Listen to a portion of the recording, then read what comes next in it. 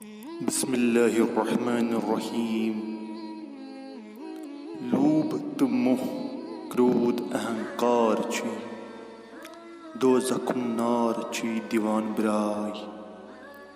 حضرت محمد ہوادار چھی، چندس دیار چھی موکر زائی۔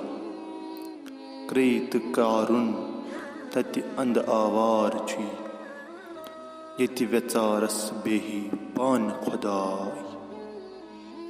شمس العارفین علمدار کشمیر شیخ العالم شیخ نور الدین نورانی رحمۃ اللہ علیہ اپنے اس شلوک میں فرماتے ہیں، تمہیں چاہیے کہ تم خود کو لالچ، موہ، کرودھ اور غصہ جیسی خبیث خصلتوں سے پاک کر۔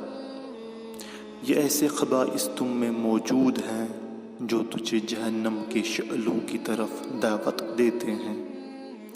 حضرت محمد صلی اللہ علیہ وسلم کی پیروی تمہاری آنکھوں کی ٹھنڈک ہے، اور یہ اطاعت تمہارے جیب میں ایک قیمتی دینار ہے جسے کسی بھی طرح ضائع ہونے سے بچایا جائے۔